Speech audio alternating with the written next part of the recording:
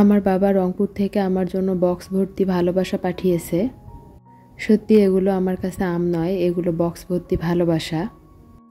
কারণ বাবা মা এমনই হয়, সন্তান দূরে থাকলেও তাদেরকে কিভাবে খাওয়ানো যায়, তাদেরকে কিভাবে কোনো কিছু দেওয়া যায় সেই টেনশন করে। এগুলো আমাদের নিজস্ব বাগানের হাড়িভাঙ্গা আম। প্রতি বছরই আমার বাবা আমার জন্য এভাবে পাঠায়। আমরা যেহেতু দুজন মানুষ তাই বেশি পাঠায়নি, অল্প করেই পাঠিয়েছে। কারণ আম তো পচে যাবে, এগুলো খেয়ে শেষ করব, তারপর আবার পাঠাবে। আমরা তো সারা দেশে কুরিয়ারের মাধ্যমে আম পাঠিয়ে থাকি। কুরিয়ারের আমগুলো এভাবেই প্যাকেজিং করে আপনাদেরকে পাঠানো হয়। এখানে যে আমগুলো আছে এগুলো মিডিয়াম কোয়ালিটির আম, কারণ বড় বড় আমগুলো আপনাদেরকে দেওয়া হয়, তারপর যে আমগুলো অবশিষ্ট থাকে সেগুলো বাসায় খাওয়া হয়, আত্মীয় স্বজনকে দেওয়া হয়। তবে এই আমগুলো যে খুব বেশি খারাপ তা নয়, এগুলো মাশাআল্লাহ অনেক বড়। এখন যেহেতু আমের সিজন শেষের দিকে, এখন আম একটু সাইজে ছোট হবে, কারণ এখন আর বেশি আম নেই বাগানে, বড় বড় আমগুলো সেল হয়ে গিয়েছে। কুরিয়ারে সবসময় কাঁচা অবস্থাতেই আম পাঠাতে হয়, কারণ পাকা আম 2 দিনের মতো যেহেতু প্যাকেটের ভিতরে থাকে, পচে যাবে। আমগুলো যেহেতু অনেক পরিপক্ক, তাই পাকতে সময় লাগবে না, 2-1 দিনের মধ্যেই পেকে যাবে ইনশাআল্লাহ। হাড়িভাঙ্গা আম কিন্তু কাঁচাতেও মিষ্টি, কাঁচা মিঠা আমের মতো, কাঁচাতেও খেতে ভালো লাগে, টক না। পার্সেল হাতে পাওয়ার পর খুব দ্রুত আমগুলো প্যাকেট থেকে বের করে ফেলতে হবে, কারণ গরমে যেহেতু অনেকক্ষণ ভিতরে ছিল আর বেশিক্ষণ থাকলে আম নষ্ট হওয়ার সম্ভাবনা থাকে। আম খুব যত্ন সহকারে নাড়াচাড়া করতে হয়, কারণ আমে আঘাত লাগলে আম পচে যাওয়ার সম্ভাবনা থাকে। তারপর ক্যারেটের ভিতরে যে বস্তা তারপর পেপার ছিল সেগুলো আমি বিছিয়ে এখন আমগুলো একটা একটা করে ছড়িয়ে দিয়ে রাখবো। এভাবে রাখলে আমে পর্যাপ্ত আলো বাতাস পাবে, আম নষ্ট হয়ে যাবে না। খাটের নিচে এভাবে রাখলে আমগুলো দ্রুত পেকে যাবে, তবে আমি খাটের নিচে রাখিনি, এমনিতেই বাহিরে রেখেছি। তবে সরাসরি ফ্যানের বাতাস পায় এরকম জায়গায় রাখা যাবে না, ফ্যানের বাতাসে রাখলে আম নষ্ট হয়ে যাবে। কাঁচা অবস্থায় আম ফ্রিজেও রাখা যাবে না, তখন আবার আম নষ্ট হয়ে যাবে, পাকবে না। পাকার পর আম ফ্রিজে রেখে খেতে পারবেন, কিন্তু তখন বেশি স্বাদ পাবেন না। 2-3টা আম পেকেছিল, সেগুলো এখন আপনাদের ভাইয়াকে কেটে দিচ্ছি। হাড়িভাঙ্গা আম একটু শক্ত অবস্থাতেই খেতে মজা লাগে, যখন বেশি পেকে যাবে তখন আটির কাছে অনেক বেশি নরম হয়ে যায়, তখন খেতে ভালো লাগে না। অন্যান্য আম যেরকম যত পাকবে তত মজা, হাড়িভাঙ্গা আম সেরকম নয়, একটু শক্ত অবস্থাতেই বেশি ভালো লাগে।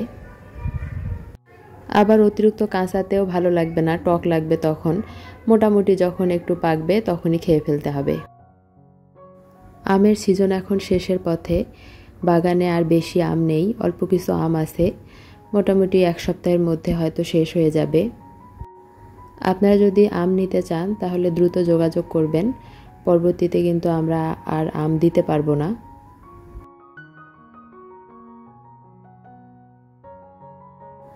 গতকালকে এক ভাবি আমাকে এই কাঁঠালটা পাঠিয়েছে।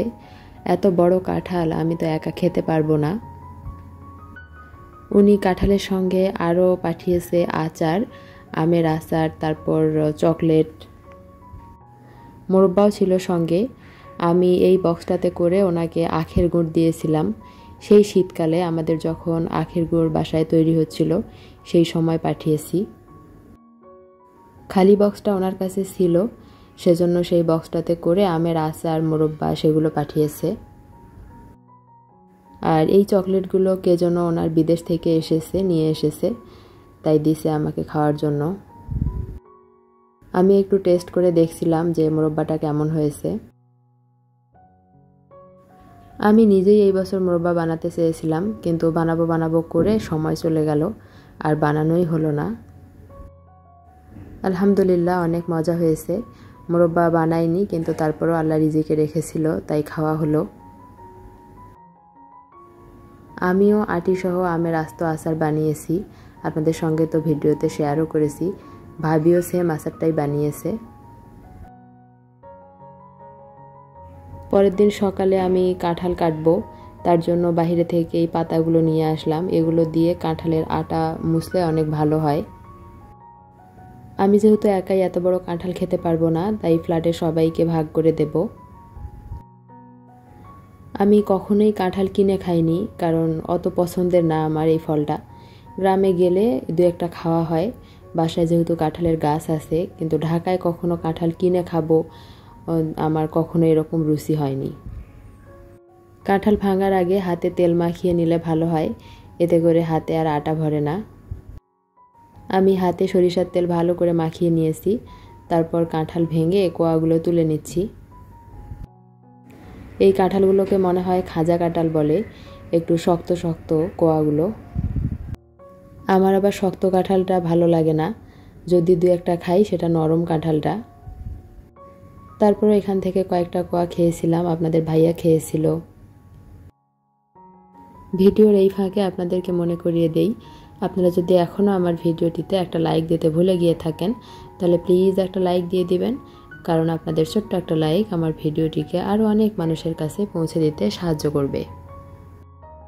আমরা খাওয়ার পর কাঁঠালটাকে 2 ভাগ করে নিলাম, আমাদের বিল্ডিংয়ে 2 ভাবিকে দিয়ে দেব। এই পাতাগুলোতে আটা কীরকম ওঠে আপনাদেরকে একটু দেখিয়ে দিলাম। কাঁঠাল ভাঙার পর এরকম আঠাগুলো মুছে নিলে হাতে আটা কম লাগবে। এখন ভাবিদেরকে গিয়ে দিয়ে আসবো কাঁঠালগুলো। তারপর রান্নাবান্না শুরু করে দিলাম। এখানে আমি প্রেসার কুকারে বুটের ডাল সিদ্ধ করে রেখেছি, তারপর এদিকে মাংস বসিয়ে দিয়েছি। মাংস আলাদা রান্না করে নেব, বুটের ডাল আলাদা সিদ্ধ করেছি, তারপর একসঙ্গে বাগার দেব। অ্যাজ ইউজুয়াল মাংসে যে মশলাগুলো দিতে হয় সব ধরনের মশলা দিয়ে বসিয়ে দিয়েছি, এখন কষিয়ে নিচ্ছি। বুটের ডাল আর মাংস একসঙ্গে রান্না করা যেত, কিন্তু আলাদা আলাদা করে রান্না করলে টেস্টটা বেশি ভালো হয়।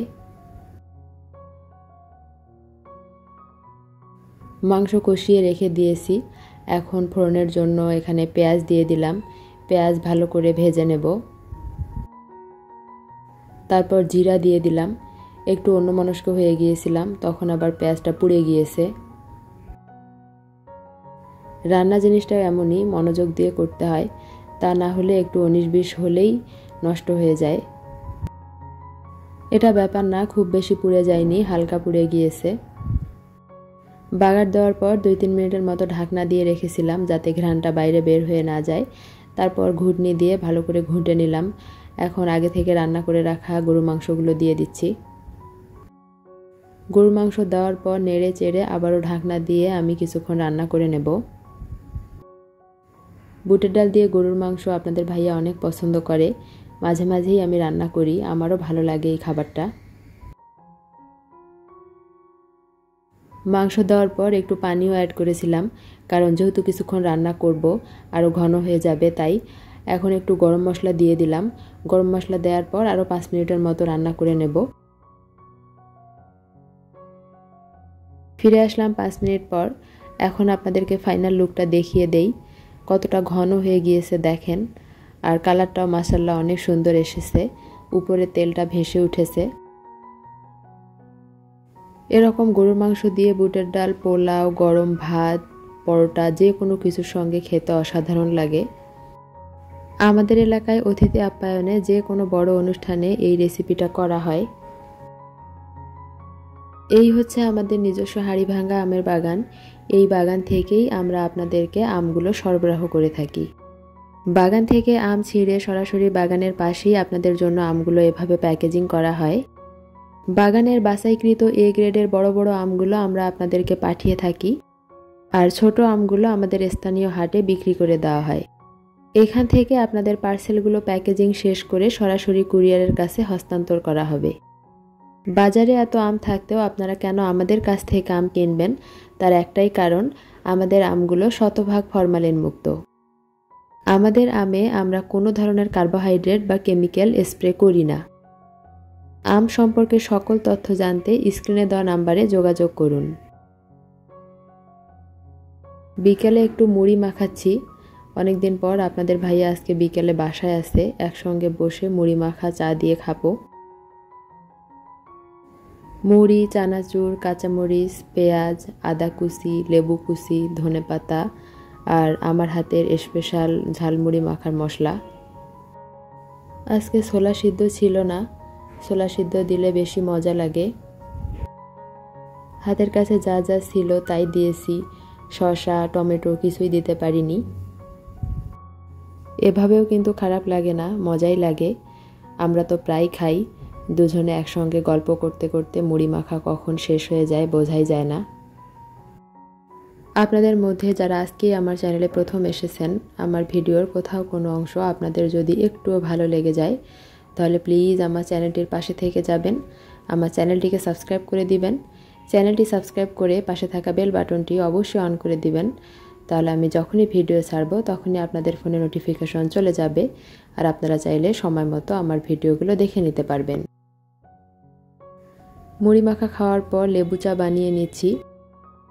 চা হয়ে যাওয়ার পর চুলার জাল বন্ধ করে দিয়ে তারপর লেবুটা চিপড়ে দিলাম।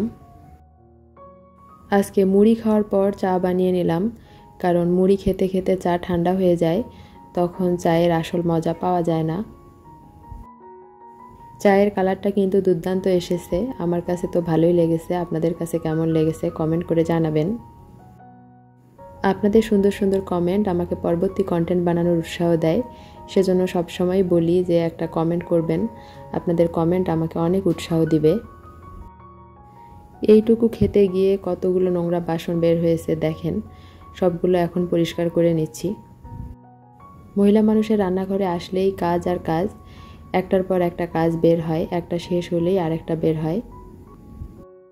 আজকের মতো তাহলে এখানেই বিদায় নিচ্ছি, দেখা হবে আবারও নতুন কোনো ভিডিওতে ইনশাআল্লাহ।